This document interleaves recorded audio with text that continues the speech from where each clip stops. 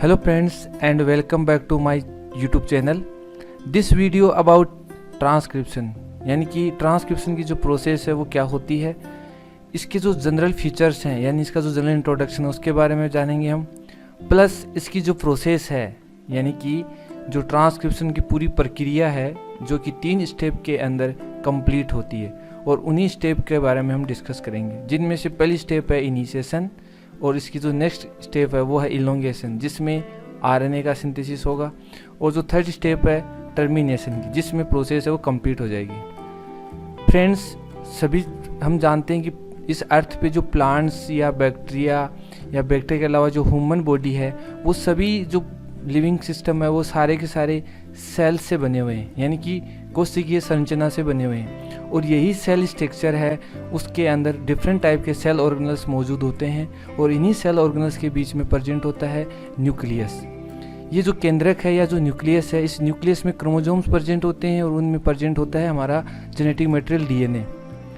यही जो genetic material है इसके अंदर डिफरेंट टाइप के न्यूक्लियोटाइड्स होते हैं जिनको हम जेनेटिक कोड के नाम से जानते हैं, और इनसे प्रोड्यूस होता है आरएनए, और इस आरएनए पे जेनेटिक सीक्वेंस होती है, और इसी जेनेटिक सीक्वेंस की वजह से डिफरेंट टाइप की जो प्रोटीन्स है उनका निर्माण होता है। दोस्तों, हम जानते हैं कि डीएनए से डीएनए की जो प्रोसेस होती है उसको रेप्लिकेशन कहते हैं, और डीएनए से आरएनए बनने की जो प्रक्रिया है उसको हम ट्रांसक्रिप्शन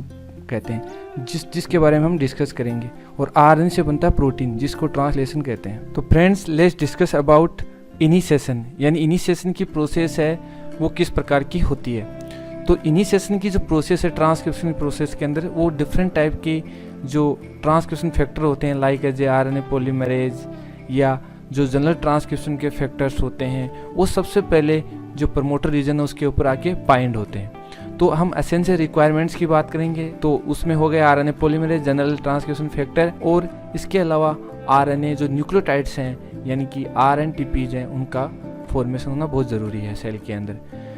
डीएनए की जो बेसिक स्ट्रक्चर होती है उसके द्वारा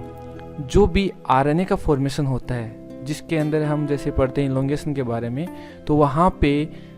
5 प्राइम टू 3 प्राइम जो डायरेक्शन है उसके अंदर आरएनए का फॉर्मेशन होगा। और जो इलोंगेशन की प्रोसेस है यानी कि इनिशिएशन की प्रोसेस है, इलोंगेशन की प्रोसेस में आई है ये प्रोसेस, तो उसके अंदर डिफरेंट टाइप के रीजन्स होते हैं, ठीक है, जिसमें सबसे पहला जो रीजन है वो कहलाता है that known as promoter region, जिस प्रमोटर रीजन पे डिफरेंट टाइप के जो ट्रांसक्रिप्शन फैक्टर है वो आके बाइंड होते हैं। इसके अलावा जिस रीजन से आरएनए खुलता है, ओपन होता है, उसको बोलते हैं ट्रांसक्रिप्शन बबल, यानी कि वह रीजन जहाँ से ट्रांसक्रिप्शन है वो स्टार्ट होगा, यानी कि ऐसा पॉइंट,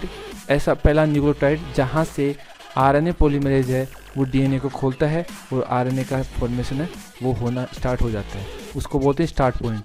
और जिस स्टैंड के ऊपर सिंथेसिस होता है उसको बोलते हैं टेम्पलेट स्टैंड, और इसके जस्ट अपोजिट होता है कोडिंग स्टैंड। स्टूडेंट्स या दोस्तों, लास्ट में जो प्रोसेस होती है उसको बोलते हैं टर्मिनेशन की प्रोसेस, जिसके अंदर आरएनए का निर्माण है, आरएनए का फॉर्मेशन कंप्लीट हो जाता है,